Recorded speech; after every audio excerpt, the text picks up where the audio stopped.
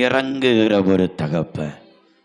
நாம் தவறு செய்தாலும் குற்றம் செய்தாலும் அவைகளெல்லாம் மன்னித்து மன்னித்து மன்னித்து அடுத்த நிமிடத்தில் நமக்கு இன்னது தேவை என்பதை கேட்கும்போது நமக்கு இறங்கி அந்த காரியத்தில் நன்மை செய்கிற ஒரு நல்ல தகப்பன். அவர் நிழல் போல நம்ம கூட வருகிறார். பிரியாமல் நம்ம கூட இருக்கிற ஒரு நல்ல தகப்பன் இந்த ஆராதனை வேளையிலும் நம்ம கூடவே இருந்து நமக்கு அவர் இரக்கம் செய்து கொண்டே இருக்கிறபடினால அந்த நல்ல தகப்பனை எல்லார் கரங்களை தட்டி மகிமைப்படுத்துவோமா? நம்மை மண் என்பதை அவர் நினைவு கூறுகிறாரு. நம் மண் என்பதை நினைவு கூறுகிறாரே. அந்த அன்புக்காய் மக்கு ஸ்தோத்திரப்பா, மக்கு ஸ்தோத்திரம் ஸ்தோத்திரம் ஸ்தோத்திரம் ஸ்தோத்திரம். மூன்றாவதாக, இந்த நல்ல தகப்பன் நம்மை எப்படி நடத்துகிறார்? ஒன்றாவது, இந்த நல்ல தகப்பன் நம்மால நடக்க முடியாத பாதைகளில் நம்மை தூக்கி சுமக்கிறார். இரண்டாவது, நல்ல தகப்பன் நம்முடைய வாழ்க்கையில் உள்ள குற்றங்கள் குறைகளை மன்னித்து தொடர்ந்து நமக்கு தேவைப்படுகிற காரியங்களை எல்லாம் நமக்கு தந்து நம்மேல இரக்கமுள்ளவராக இறங்கி நன்மை செய்து கொண்டு இருக்கிறார். மூன்றாவது, இந்த தகப்பன் அவர் எப்படிப்பட்ட ஒரு தகப்பன்? இந்த நல்ல தகப்பன் நம்முடைய வாழ்க்கையை அவர் எப்படி நடத்துகிறார்? வேதம் என்ன சொல்கிறது? நீதிமொழிகளின் புஸ்தகம் அதனுடைய ஸ்தோத்திரம் 3வது அதிகாரம், நீதிமொழிகளின் புஸ்தகம் 3வது அதிகாரம் அதனுடைய 12வது வேதவசனத்தை ஒருவர் சத்தமாய் வாசிப்போம். நீதிமொழிகளின் புஸ்தகம் 3வது அதிகாரம் 12வது வேதவசனத்தை ஒருவர் வாசிப்போம். தகப்பன் தான் நேசிக்கிற புத்திரனை சிட்சிக்கிறது போல கர்த்தரும் எவனிடத்தில் அன்பு கூறுகிறாரோ அவனை அவர் சிட்சிக்கிறார். அல்லேலூயா. ஒரேடியா கண்டுகொள்ளாம விடவும் மாட்டார். அல்லேலூயா. ஒரேடியா நீ செஞ்ச பாவத்தை எல்லாம் நான் மன்னிச்சிட்டேன் அந்த ஆளை போன்னு சொல்லி விட மாட்டார். சில நேரங்களில் அவர் நம்ம என்ன செய்கிறார்? அவர் நல்ல தகப்பனாய் இருக்கிறதுனால நம்மை சிட்சித்து தொடர்ந்து அந்த தவறை நாம் செய்யாதபடிக்கு, தொடர்ந்து அந்த பாவத்தை நாம் செய்யாதபடிக்கு கர்த்தர் ஒரு நல்ல தகப்பனாக நம்மை ஆண்டவர் சிட்சிக்கிறார். அல்லேலூயா, ஹல்லேலூயா. சின்ன குழந்தை, சின்ன பிள்ளைகள் ஸ்தோத்திரம், அவர்கள் விலையுயர்ந்த பொருட்களை போட்டு உடைக்கிற நேரத்தில் மன்னித்து விடுகிறோம். ஸ்தோத்திரம். ஐயோ சின்ன பிள்ளைலாம் அறியாமல் செய்கிறாளே என்று சொல்லி. ஆனால் அதே பிள்ளையானது வளர்ந்த பிற்பாடு தவறு செய்கிற நேரத்தில், தவறான வழியில் செல்கிற நேரத்தில், ஸ்தோத்திரம், அக்கிரமம் செய்கிற நேரத்தில் எந்த பெற்றோரும் அதை பார்த்து கொண்டு சும்மா இருக்கிறது இல்லை.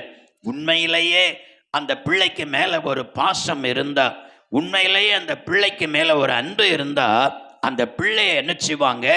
சிட்சிப்பார்கள், கண்டிப்பார்கள், அடுத்து சிட்சிப்பார்கள். அல்லேலூயா, ஹல்லேலூயா, ஸ்தோத்திரம்.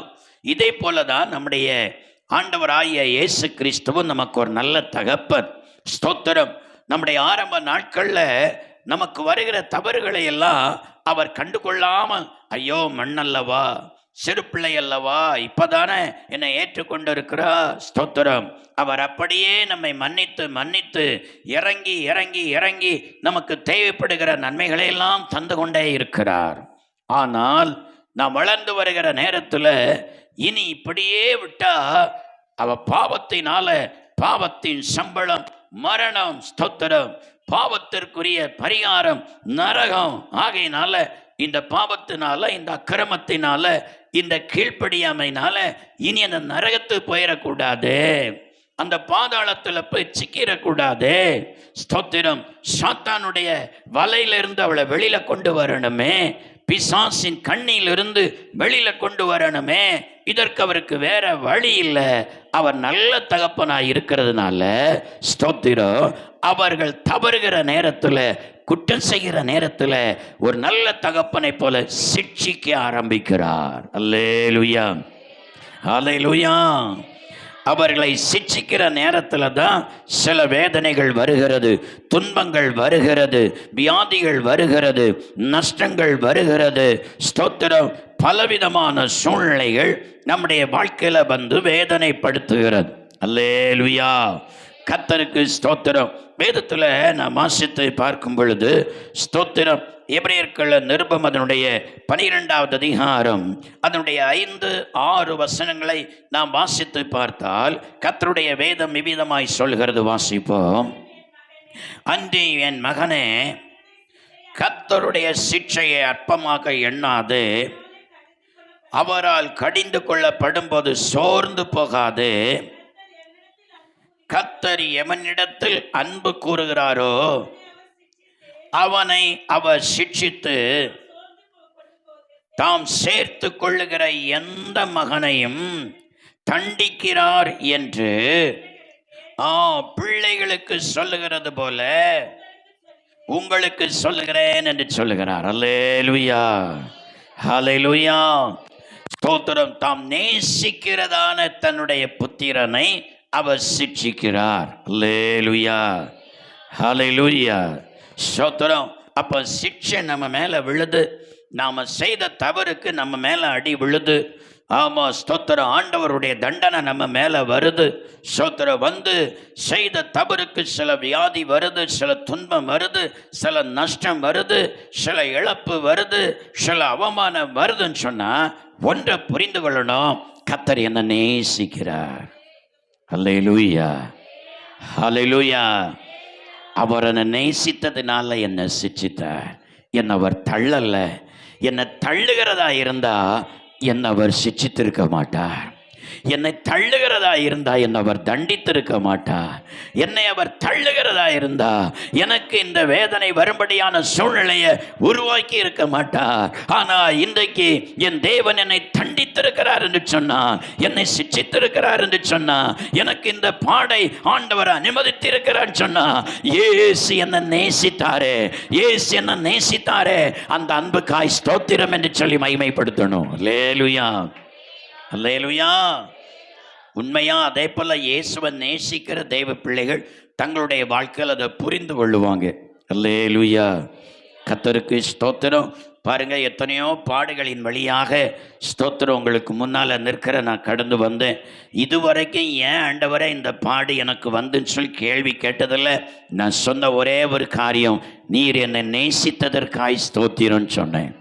அல்லேலூயா. நீர் என்னை நேசித்தீரே, என் மேல அன்பு வைத்திருந்தீரே, என் மேல அன்பு வைத்து ஆண்டவர் என்னை சிட்சித்தீரே, என்னை சிட்சித்து என்னை எப்படியாயிலும் பரலோகம் வந்து சேர வேண்டும் என்று சொல்லி ஒரு தகப்பன் தன் பிள்ளையை சிட்சிக்கிறது போல கர்த்தர் என்னை சிட்சித்து என்னை நடத்தினீரே, அந்த அன்புக்காக ஸ்தோத்திரம் என்றுதான் நான் சொன்னேன். அல்லேலூயா, அல்லேலூயா. கர்த்தருக்கு ஸ்தோத்திரம். வேதத்தை நான் வாசித்து பார்க்கும் பொழுது ஸ்தோத்திரம், அதனுடைய 8வது வசனம் சொல்லுகிறது, எபிரேயர் 12:8 சொல்லுகிறது, எல்லாருக்கும் கிடைக்கும் சிட்சை உங்களுக்கு கிடையாதிருந்தால் நீங்கள் புத்திரராயிராமல் வேசி பிள்ளைகளாயிருப்பீர்கள் என்று சொல்லுகிறார். அல்லேலூயா. இப்போ நல்லா கவனிங்க. ஒரு வேசி தன்னுடைய பிள்ளையை என்ன செய்ய மாட்டாளாம்? ஸ்தோத்திரம், சிட்சிக்க மாட்டாளாம். எந்தாலையும் போட்டு அவன் எப்படியும் வளர்ந்துட்டு போட்டு என்று சொல்லி விட்டுருவா. கர்த்தருக்கு ஸ்தோத்திரம். அது எப்படி நடந்தாலும் சரி, எப்படி இருந்தாலும் சரி, என்ன தவறு செய்தாலும் சரி, நமக்கு என்ன அப்படி என்று சொல்லி அவள் பெத்ததோடு அவளுடைய கடமை முடிஞ்சு, அவ்வளவுதான். அது எப்படி வேணாலும் ஜீவித்து வாழ்ந்துட்டு போட்டு அப்படின்னு சொல்லி விட்டுருவா. கர்த்தருக்கு ஸ்தோத்திரம். அல்லேலூயா. தீக்கோழி தான் அது என்ன செய்யணும்னா, ஸ்தோத்திரம், அது முட்டையை என்ன செய்யணும்னா மண்ணை தோண்டி அப்படியே முட்டையை போட்டுட்டு போயிடும். அது வெயிலுடைய சூட்டில் என்ன செய்யும்னா சில நேரத்தில் பொறிக்கும், சில நேரத்தில் அந்த முட்டையை விலங்குகள் வந்து சம்டி என்ன செய்துடும்னா அதை அப்படியே உடைத்து போடும். சில நேரங்களில் பாருங்கள், அந்த முட்டையானது வெயிலுடைய சூட்டில் அது பொறித்து அது மேலே வரும் பாருங்க. அந்த குஞ்சானது மேலே அந்த தாய்க்கு கிட்ட வருகிற நேரத்தில் இது யாரோ கோழி குஞ்சு நமக்கு என்ன, யாதோ குஞ்சு நமக்கு என்னன்னு சொல்லி அது தானாக போகுமா. அல்லேலூயா. அதை அரவணைக்காது, அதை கூட்டி அதற்கு என்ன செய்யாது, அதை கிண்டி போட்டு எந்த ஒரு ஆகாரத்தை கொடுக்காது. கர்த்தருக்கு ஸ்தோத்திரம். யாரோ பெத்த பிள்ளை எனக்கு என்ன அப்படின்னு சொல்லி எனக்கு தெரியாதது, சம்பந்தம் இல்லாதது போல போகுமா? கர்த்தருக்கு ஸ்தோத்திரம். வேதம் சொல்லுகிறது, ஒரு வேசி தன்னுடைய பிள்ளையை அவள் சிட்சிக்க மாட்டாள். எப்படியும் வளர்ந்து போட்டு நமக்கு என்ன என்று சொல்லி ஸ்தோத்திரம். இது வேசித்தனத்தில் பிறந்த பிள்ளை தானே, இதை போய் நம்ம என்ன தண்டிக்க வேண்டியது இருக்கிறது, எப்படியும் வளரட்டும் என்று சொல்லி விட்டு விடுவா.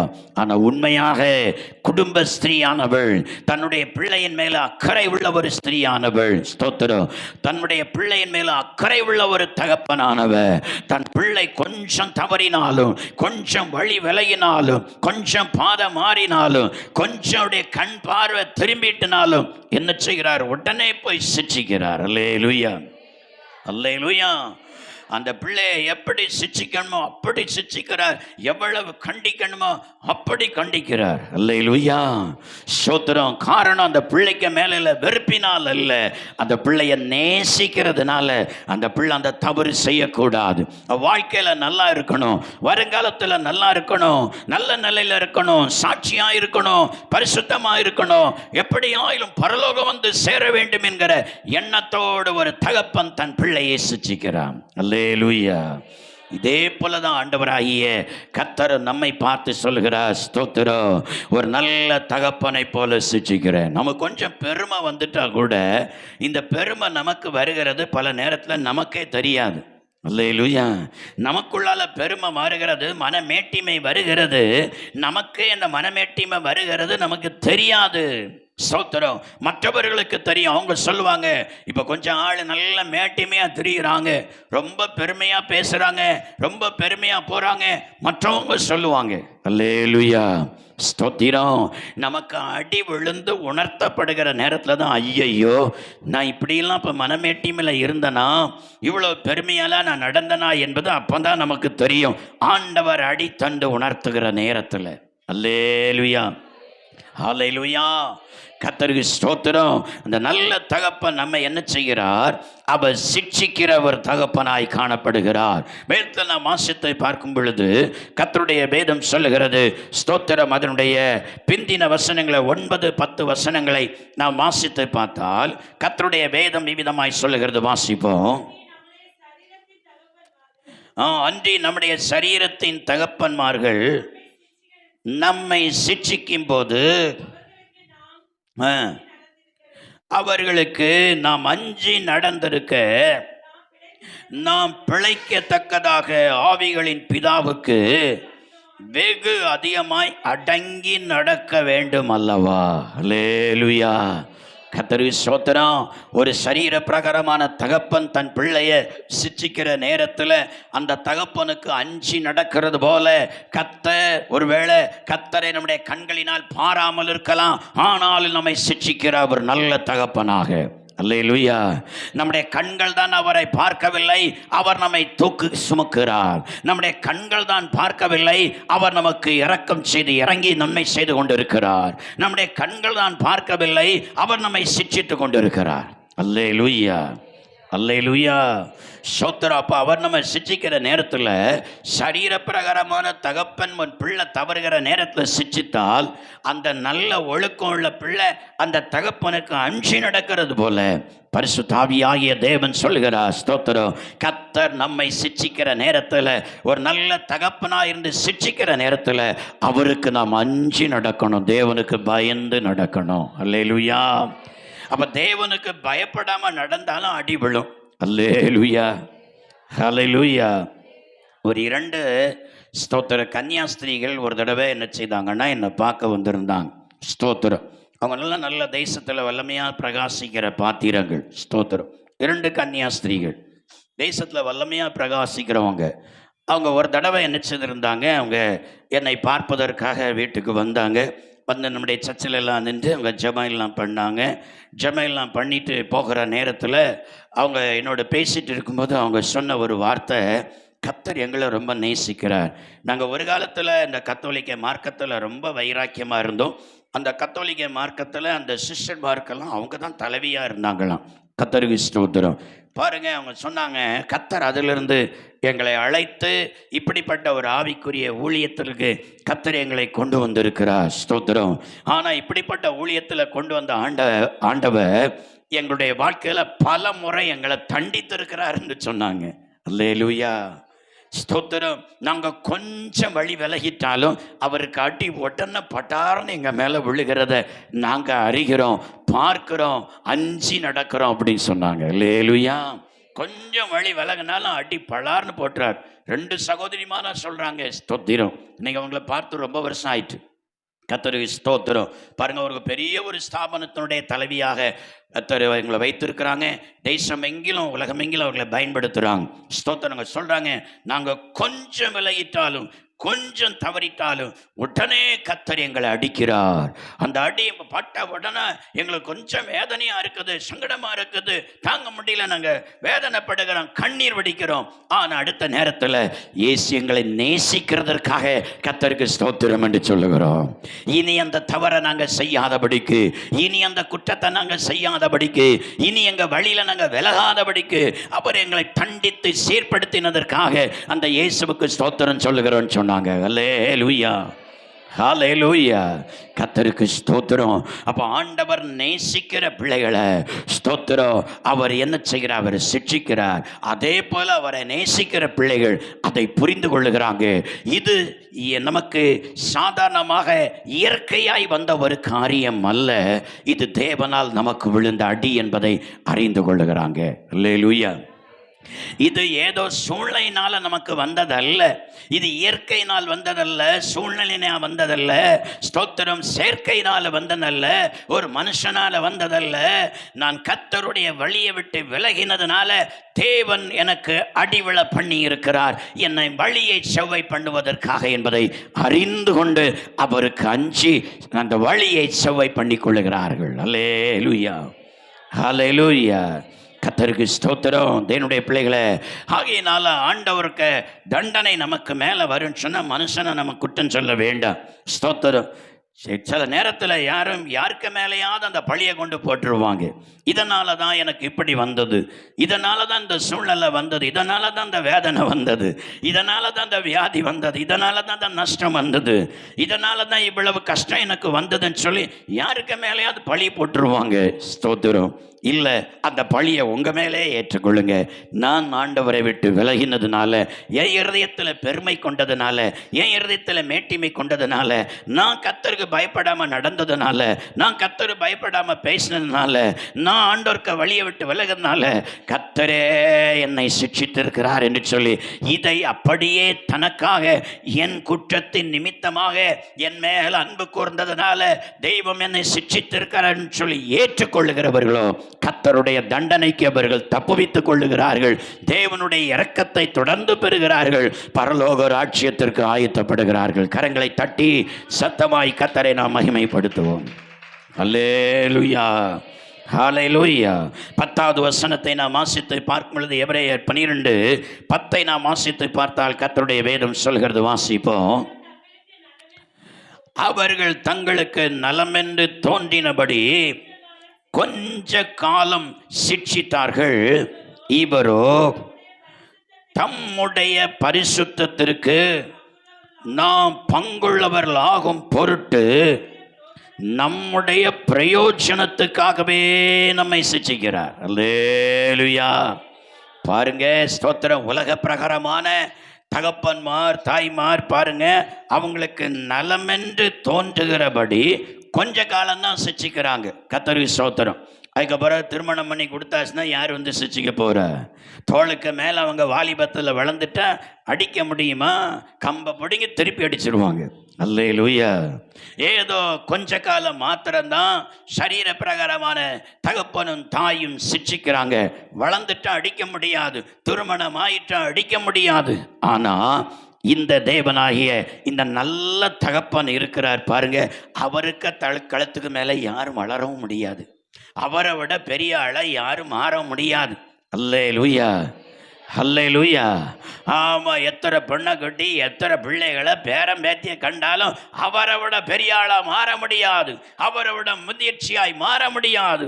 ஆகையினால இவர் தண்டிக்கிறது எது வரைக்கும் தண்டிக்கிறார்? நம்முடைய ஓட்டம் முடிகிறதையும் சாகுது வரைக்கும் அவர் தண்டிக்கிறார். அல்லேலூயா. சரீர பிரகாரமான தகப்பனார் கொஞ்ச நாள் தண்டிச்சுட்டு இனி இவனை அடிக்க முடியுமா, இவனை தண்டிக்க முடியுமா, இனி அவனா திருந்தட்டு இல்லைன்னா ஆண்டவர் திருத்தட்டு என்று சொல்லி விட்டுருவாங்க. ஆனால் இயேசுவாகிய நல்ல தகப்பன் நாம் சாகிறது வரைக்கும் நம்மை சிட்சிக்கிறார். எதுக்கு சிட்சிக்கிறார், எதுக்கு தண்டிக்கிறாரா? நல்லா கவனிங்க. அவருடைய பரிசுத்தத்துக்கு நாம் பங்குள்ளவர்களாய் மாறணும். அல்லேலூயா. அவருடைய பரிசுத்தத்துக்கு நாம் பங்குள்ளவர்களாக மாறினால்தான் அவரை நாம் தரிசிக்க முடியும். அவருடைய பரிசுத்தத்துக்கு பங்குள்ளவர்களாய் மாறினால்தான் அவரை போல மாற முடியும். அவருடைய பரிசுத்தத்துக்கு பங்குள்ளவர்களாய் மாறினால்தான் அவருடைய வருகையில போக முடியும், அவருடைய ராஜ்யத்தையும் சுதந்தரிக்க முடியும். அல்லேலூயா, ஹல்லேலூயா. அப்போ கிழவியானாலும் கிழவனானாலும் வாழ்க்கையில் வழி விலகுனா, கிழவியானாலும் போய் உட்காந்து ரட்சியப்பட்டு ஞானசான் எடுத்து ஞாயிற்றுக்கிழமை ஆராதனை வெள்ளை வெள்ளையும் போட்டுட்டு அடுத்தால வீட்டில் போய் டிவியை போட்டு சினிமாயை பார்த்துட்டு இருந்தா ஆடி விழும். அல்லேலூயா. ஐயோ கிழவில அப்படின்னு சொல்லிட்டு மற்றவங்க விட்டுட்டு போயிடுவாங்க. ஆனால் அவர் கிழவின்னு பார்க்க மாட்டார். நீ ஞானசான் எடுத்து பரிசுத்தா பெற்று பந்தியில் மங்கப்படுத்து, ஆமாம் என் சமூகத்தில் வந்து நல்ல வெண்வஸ்திரம் தரித்து ஆராதித்துட்டு வீட்டில் வந்து நீங்கள் சினிமா போட்டு பார்த்து வச்சுட்டு இருக்கிறியா, அங்கே பார்த்துட்டு இருக்கிறவ பின்னால் அடி விழும், குறுக்கு எடுக்க முடியாது கொஞ்ச நேரத்தில். அல்லேலூயா. ஆமாம், திடீர்னு அடி கால் அது எங்கே விழுன்னு தெரியாது. அவருக்கு எங்கே அடிக்கணும் தோணுதோ அங்கே அடிப்பார். அல்லேலூயா. சில நேரத்தில் குறுக்கில் அடிப்பார், சில நேரத்தில் தலையில் அடிப்பார், சில நேரத்தில் காலில் அடிப்பார், சில நேரத்தில் முட்டில் அடிப்பார். அந்த அடி எங்கே விழுவுன்னு தெரியாது. கர்த்தருக்கு ஸ்தோத்திரம். கிழவி ஆனாலும் விட மாட்டார், கிழவன் ஆனாலும் விட மாட்டார். அவருடைய பரிசுத்தத்துக்கு நாம் பங்காளியாய் மாறும் வரைக்கும் அவர் நம்மை சிட்சித்து கொண்டே இருக்கிறார். அல்லேலூயா. நாம் பரிசுத்தத்தில் அவரை போல மாறணும். சிந்தனையில் கூட பாவம் வந்துடக்கூடாது, பார்வையில் கூட பாவம் வந்துடக்கூடாது, பேச்சில் கூட பாவம் வந்துடக்கூடாது, இருதயத்தின் எண்ணத்தில் கூட பாவம் வந்துடக்கூடாது என்று சொல்லி அவருடைய பரிசுத்தத்தில் அவரை போல மாற வேண்டும் என்பதற்காகவே ஸ்தோத்திரம் நம்முடைய முதிர் வயது வரைக்கும், ஸ்தோத்திரம் நிறைய வயது வரைக்கும் அவர் சிட்சித்து கொண்டே இருக்கிறார். கரங்களை தட்டி கர்த்தரை மகிமைப்படுத்துவோமா. அல்லேலூயா, ஹல்லேலூயா. ஸ்தோத்திரம். இந்த நல்ல தகப்பன், ஸ்தோத்திரம், நமக்கு ஒரு நல்ல தகப்பன் இருக்கிறார். நம்மால் நடக்க முடியாத இடங்களிலே தூக்கி சமப்பார். நம்முடைய வாழ்க்கையில் உதவிக்காய் கெஞ்சுகிற நேரத்தில் அவர் உதவி செய்கிறார், தவறுகளை அவர் மன்னிக்கிறார். அதே நேரத்தில் அவருடைய பரிசுத்தத்துக்கு நாம் பங்காளியாய் மாறி தேவ பக்தி உள்ளவர்களாய் மாறி அவர் வரையில் போக வேண்டும் என்பதற்காக அவர் நேசிக்கிற பிள்ளைகளை அவர் தண்டிக்கவும் செய்வார். அவர் நரைமைது மட்டும் அவர்களை சிட்சிக்கவும் ஆண்டவர் செய்வார். அவர் சிட்சிக்கிற நேரத்தில் நாம் சோர்ந்து போகாமல், மற்றவர்களுக்கு மேல் அந்த பழியை போடாமல், நம்மையே நாம் ஆராய்ந்து பார்த்து என் தவறினால, என் குற்றத்தினால, என் பாவத்தினால, என் மீறுதல்னால, நான் ஆண்டவருக்கு பயப்படாம பேசினதுனால, நான் ஆண்டவருக்கு பயப்படாம நடந்ததுனால, நான் ஆண்டவருக்கு பயப்படாம அந்த காரியத்தை செய்ததுனால, நான் கர்த்தருக்கு பிரியமில்லாத இந்த அசுத்தத்தில் நான் தலையிட்டதுனால, இந்த அசுத்தத்தை பார்த்ததுனால, இந்த அசுத்தமான காரியங்களை செயல்பட்டதுனால கர்த்தரே இந்த அடியை என் மேல விழப்பண்ணி இருக்கிறாருன்னு சொல்லி தன் வாழ்க்கையில ஒத்துக்கொள்ளுகிற, மனப்பூர்வமாய் ஏற்றுக்கொள்ளுகிற அந்த தேவ பிள்ளைகள் கண்ணீரோடு ஆண்டவருக்கு சமூகத்தில் அழுது ஜெபிக்கிற நேரத்தில் அந்த பாடுகளை அவர்களை விட்டு நீக்குவார், அந்த துன்பத்தை நீக்குவார், அந்த வேதனையை நீக்குவார். அந்த அடியினால எவ்வளவு நஷ்டம் வந்ததோ அந்த இழப்புகள் எல்லாம் கர்த்தர் திரும்ப கொடுப்பா. அந்த அடியினால எவ்வளவு வேதனை வந்ததோ வேதங்களை எல்லாம் நீக்குவார். அந்த அடியினால என்ன காயம் வந்ததோ அந்த காயங்களை எல்லாம் அவர் கட்டுவார். அவர்களை மறுபடியும் ஆண்டவர் கட்டுவித்து மறுபடியும் சந்தோஷத்தினால நிரப்பி, மறுபடியும் மனமகிழ்ச்சியினால நிரப்பி அந்த நித்திய வீட்டுக்கு ஆயத்தப்படுத்துவார். எல்லாரும் எழுந்து நிற்போமா? எல்லாரும் எழுந்து நிற்போம். ஹல்லேலூயா. நமக்கு ஒரு நல்ல தகப்பன் இருக்கிறார், நல்ல தகப்பன் இருக்கிறார். நாம் தனிமையில் அல்ல, நாம் திக்கற்ற திக்கற்றவர்கள் அல்ல. அவர் திக்கற்ற பிள்ளைகளுக்கெல்லாம் அவர் தகப்பனாய் இருக்கிறார். ஸ்தோத்திரம். நமக்கு ஒரு நல்ல தகப்பன் உண்டு. நம்மை நேசிக்கிற ஒரு நல்ல தகப்பன் உண்டு. நம்ம மேல பாசம் வைத்திருக்கிற ஒரு நல்ல தகப்பன் நமக்கு இருக்கிறார். ஸ்தோத்திரம். ஒவ்வொரு நாள் அவர் நம்மை கவனித்து கொண்டிருக்கிறார். ஒவ்வொரு நாளில் நம்மை சுமந்து கொண்டிருக்கிறார். ஒவ்வொரு நாள் நம்மை பராமரித்து கொண்டிருக்கிறார். ஒவ்வொரு நாள் நம்முடைய தப்பிதங்களை மன்னித்து கொண்டிருக்கிறார். ஒவ்வொரு நாள் நம் வழி விலகும் பொழுதெல்லாம் நம்மை சிச்சித்து கொண்டிருக்கிறார். கடைசி வரைக்கும் சிச்சித்து நம்மை சீர்படுத்துகிற ஒரு நல்ல தகப்பன். கடைசி வரைக்கும் நம்மை சிச்சித்து அவருடைய பரிசுத்தத்துக்கு நம்மை பங்காளியாய் மாற்றுகிற தகப்பன். கடைசி வரைக்கும் சிச்சித்து அவருக்கு முன்பதாக தெய்வ பக்தி உள்ளவர்களாக, அவருக்கு பயப்படுகிறவர்களாக நம்மை மாற்றுகிற ஒரு நல்ல தகப்பன். இந்த ஆராதனை வேளையில அவர் நம்மோடு கூட இருக்கிறபடினால எல்லாரும் கரங்களை தட்டி வாய்களை திறந்து அந்த பரலோகத்தின் தேவனை எல்லாரும் மகிமைப்படுத்துவோமா? எனக்கு ஒரு நல்ல தகப்பன் இருக்கிறதற்காய் ஸ்தோத்திரம். என்னை நேசிக்கிற தகப்பன், என்னை சுமக்கிற தகப்பன், எனக்கு இறங்குகிற தகப்பன், நான் தவறும் பொழுது என்னை சிட்சிக்கிற தகப்பன் எனக்கு இருக்கிறீரே. உமக்கு ஸ்தோத்திரப்பா, உமக்கு ஸ்தோத்திரம் என்று சொல்லுங்க, உமக்கு ஸ்தோத்திரம் என்று சொல்லுங்க. ஆண்டவரே உமக்கு நன்றி நன்றி நன்றி நன்றி. ஹல்லேலூயா. ஸ்தோத்திரம் ஸ்தோத்திரம் ஸ்தோத்திரம். நல்ல மேய்ப்பன் குரலை கேட்பேன், நாளும் பின் தொடர்வே. நல்ல மேய்ப்பன் குரலை கேட்பேன், நாளும் பின் தொடர்வே. தோளில் அமர்ந்து கவலை மறந்து, தோளில் அமர்ந்து கவலை மறந்து தொடர்ந்து பயணம் செய்வே, தொடர்ந்து பயணம் செய்வே. எனது தலைவன் இயேசுராஜன் மாறி சாய்ந்து சாய்ந்து மாய்ந்து மாய்ந்திருப்பே.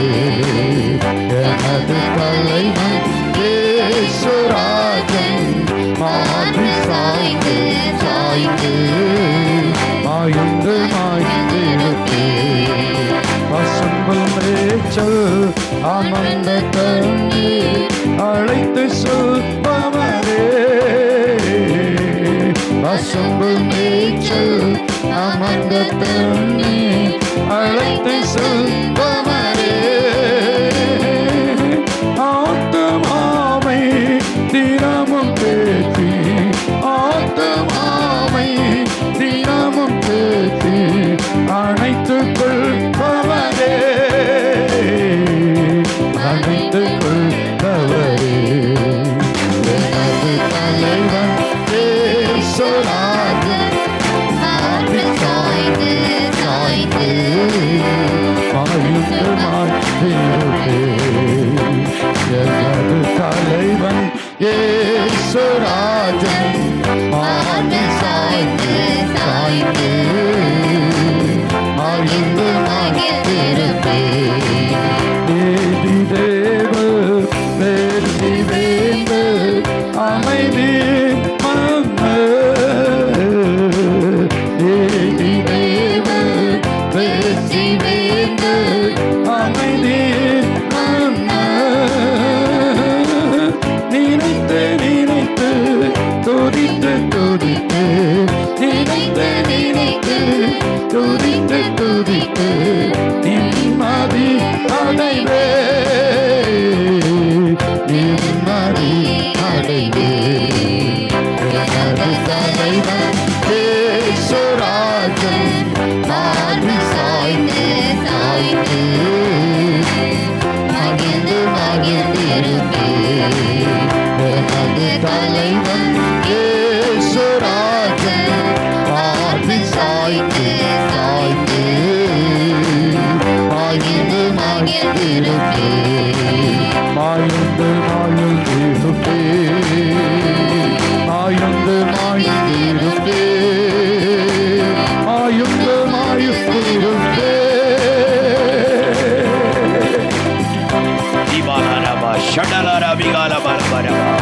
ஒரு நல்ல தகப்பன் நம்மோடு கூட இருக்கிறார்.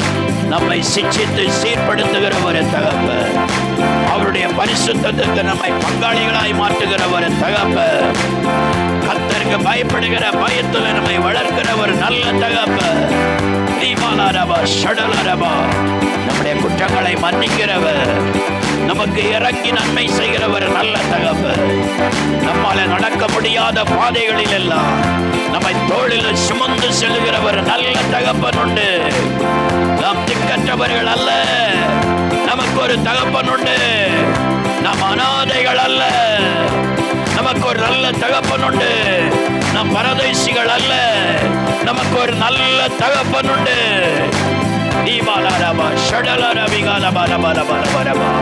நம்மை சுமக்கிற தகப்பனவர், நம்முடைய பாவங்களை மன்னித்து இறங்கி நன்மை செய்கிற தகப்பனவர், நம்ம தவறும் பொழுது சிந்தித்து நம்மை சீர்படுத்துகிறவர் நல்ல தகப்பனவர்.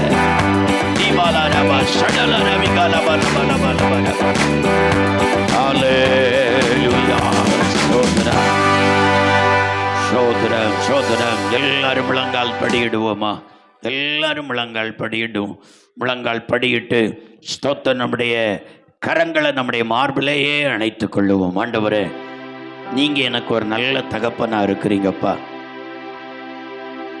என் வாழ்க்கையில எத்தனையோ கஷ்ட நஷ்டமான பாதைகள், தாங்க முடியாத நடக்க முடியாத பாதைகள் உண்டு.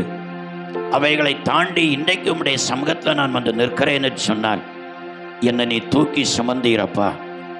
என்னை இதுவரைக்கும் என்னை தூக்கி சுமந்து கொண்டு வந்தீரே, அந்த அன்புக்காய் ஸ்தோத்திரம். நான் எவ்வளவோ தவறு செய்தேன், பாவம் செய்தேன், அக்கிரமம் செய்தேன், உம்மை நான் மனநோகப்படுத்தினேன், வேதனைப்படுத்தினேன். ஆனாலும் என்னை மன்னித்து மன்னித்து எனக்கு தேவையானதையெல்லாம் நீ தந்து இதுவரைக்கும் நடத்தி வந்தீரே. ஆண்டவரே ஸ்தோத்திரம். உம்முடைய இரக்கத்திற்காய் உமக்கு ஸ்தோத்திரம். நீர் எனக்கு இறங்குகிறவர் நல்ல தகப்பனா இருந்தீரே. என் குற்றங்களை மன்னித்து எனக்கு இறங்கி இறங்கி எனக்கு நன்மை செய்த நல்ல தகப்பனாய் இருந்தீரே. அந்த அன்புக்காய் உமக்கு ஸ்தோத்திரம் என்று சொல்லுங்க. எனக்கு ஒரு நல்ல தகப்பனாக இருந்து என்னை சிச்சித்தீங்கப்பா. வயது முதிர்ந்தாகிவிட்டா பிள்ளைகள் பெற்றவரை சிச்சிக்க முடியாது. புருஷனும் கூட சில நேரங்களில் மனைவியை சிச்சிக்க முடியாது. ஆனா கர்த்தர் சிச்சிக்கிறார். கிழவியானாலும் அவர் சிச்சிக்கிறார், கிழவனானாலும் சிச்சிக்கிறார், நரவயதானாலும் சிச்சிக்கிறார். காரணம் அவருடைய பரிசுத்தத்துக்கு நான் பங்காளியா மாறணும்னு சொல்லி. பல நேரங்களில் சிச்சை நம்ம மேல வருகிற நேரத்தில் அது நிமித்தம் சில வியாதிகள், துன்பங்கள், வேதனைகள், பொல்லாப்புக்கள், நஷ்டங்கள் வருகிற நேரத்தில் சில மனுஷர்களுக்கு மேலே அந்த பழியை போட்டிருக்கலாம். தெய்வ பிள்ளையே, இன்றைக்கு அதை ஒத்துக்கொள்ளுங்க. ஆண்டவரே, நான் மனுஷனுக்கு மேலே நான் பழி போட்டதற்காக என்னை மன்னித்திருங்கப்பா. நான் தவறினதுனால ஆண்டவர் என்னை சிட்சித்து என்னை சீர்படுத்துகிறீங்க. நான் வழியை விட்டு விலகினதுனால ஆண்டவரே, பரிசுத்த வழியை விட்டு, சத்திய வழியை விட்டு, தேவனுக்கு பயப்படாம நான் நடந்ததுனால தான் என்னை சிட்சித்தீங்கப்பா. அதை நான் ஒத்துக்கொள்ளுகிற ராஜா. ஆனால் உம்முடைய இரக்கத்திற்கு முடிவில்லை, உம்முடைய இரக்கத்திற்கு முடிவில்லை. ஆண்டவரே ஸ்தோத்திரம். என் பாவங்களை மன்னித்து இந்த தண்டனை என்னை விட்டு எடுத்து போடும் என்று சொல்லுங்க. இந்த தேவ தண்டனை என்னை விட்டு எடுத்து போடும், இந்த அடியை என்னை விட்டு எடுத்து போடுங்கப்பா. எனக்கு இறங்குங்கன்னு சொல்லி கேளுங்க. அவர் இறங்கினார், காயம் கட்டுவார். அவரே அடிக்கிறார், அவரே காயம் கட்டுகிறார். அவரே அடிக்கிறார், அவர்தான் அணைக்கிறார். நீ இழந்ததையெல்லாம் நீ ஒத்துக்கொட்டு மனம் திரும்பினா, நீ ஒத்துக்கொட்டு மனம் திரும்பினா, நீ இழந்ததையெல்லாம் கர்த்தர் திரும்ப தருவார். இழந்த சுகத்தை திரும்ப தருவார், இழந்த பணத்தை திரும்ப தருவார், இழந்த குடும்ப வாழ்க்கையை கர்த்தர் திரும்ப தருவார். ஆண்டவர் திரும்ப தந்து உன்னை கட்டி எழுப்புவார். நீ மறுபடியும் கட்டப்படுவாய். நீ மறுபடியும் மேல வாத்தியத்தோடு ஆண்டவருக்காக எழும்புவாய். நீ கர்த்தருக்கு மகிமையான சாட்சியாய் எழும்புவாய். ஈமாலாரபா சாந்தோரபோதியாலபாரபா. நீ ஒத்துக்கொள்ளு, ஒத்துக்கொள்ளு. ஆண்டவரே உமக்கு ஸ்தோத்திரப்பா. சோதரன் சோதரன் சோதரன். இரக்கமுள்ள பிதாவே, நன்றி நிறைந்த இருதயத்தோடு நாங்கள் உம்மை துதிக்கிறப்பா, உம்மை ஸ்தோத்தரிக்கிறோம். ஆண்டவரே, நீ திக்கற்ற பிள்ளைகளுக்கு தகப்பனாய் இருக்கிறீரப்பா. நல்ல ஒரு தகப்பனாக இருக்கிறீர். எங்களை யாரையும் திக்கற்ற நிலையில போக விடாதபடிக்கு ஒரு தகப்பனாக இருந்து எங்களால் நடக்க முடியாத இடத்துல எங்களை தூக்கி சமக்கிறீர். ஆண்டவரே, ஆண்டவரே, நாங்கள் செய்த தப்பிதங்களை எல்லாம் மன்னித்து மன்னித்து எங்க மேல இறங்கி எங்களுக்கு வேண்டிய நன்மையெல்லாம் எங்களுக்கு தந்து வருகிறீரப்பா. நாங்கள் வழி விலகி உமக்கு பயப்படாமல் போகும் பொழுது ஆண்டவரே, நாங்கள் எப்படியாயிலும் பரலோகம் வரணும்னு சொல்லி எங்களை சிட்சித்து உம்முடைய வழியில கொண்டு வருகிறீரே. உம்முடைய பரிசுத்தத்துக்கு எங்களை பங்காளிகளாய் மாற்றுகிறீரே அப்பா. அந்த அன்புக்காக ஸ்தோத்திர ராஜா, ஸ்தோத்திரம். மற்ற மனுஷர்களுக்கு மேல நாங்க பழிய போட்டு இருக்கலாம், இந்த மனுஷனால தான் எனக்கு இந்த காரியம் வந்தது என்று சொல்லி இருக்கலாம்ப்பா. அதை மன்னித்தருளுங்க. நீரே இதை செய்தீர் ஆண்டவரே. எங்கள் குறைகளின் நிமித்தம், எங்கள் தப்பிதங்களின் நிமித்தம், எங்கள் கீழ்ப்படியாம நிமித்தம், எங்கள் பாவங்களின் நிமித்தம் இதை செய்தீர் ஆண்டவரே. அதை ஒவ்வொருவரும் ஒத்துக்கொள்ளுகிறாங்கப்பா. யார் யார் அதை ஒத்துக்கொண்டு ஜெபிக்கிறார்களோ இப்பொழுதே அவர்கள் மேல் இருக்கிற தண்டனையை கர்த்தர் எடுத்து போடுவீராக. அவர்கள் மேல் இருக்கிற அடியை கர்த்தர் எடுத்து போடுவீராக. உம்முடைய அடியினால ஏற்பட்ட காயங்களை கர்த்தர் எடுத்து போடுவீராக. வியாதியை எடுத்து போடுவீராக. நஷ்டங்களை, இழப்புகளை எல்லாம் கர்த்தர் எடுத்து போடுவீராக. ஆரோக்கியப்படுத்துவீராக, பலப்படுத்துவீராக, சுகப்படுத்துவீராக. இழந்ததையெல்லாம் பன்மடங்காய் திருப்பி கொடுத்து தெய்வீக சமாதானத்தினாலும் சந்தோஷத்தினாலும் மனமகிழ்ச்சினாலும் இந்த பிள்ளைகளை கர்த்தர் நிறைத்தருளும்படியாய் ஜெபிக்கிறப்பா. வந்திருக்கிற யாவரையும் கர்த்தர் ஆசீர்வதியும். ஒரு தெய்வீக சமாதானமும் சுகமும் ஆசீர்வாதமும் பெற்று உடைய பிள்ளைகள் மனமகிழ்ச்சியோடு இல்லத்துக்கு திரும்ப உதவி செய்யும். ஆசீர்வதித்து சமாதானத்தோடு அனுப்பும். மகிமையின் கனத்தை நாங்கள் உமக்கே செலுத்துகிறோம்.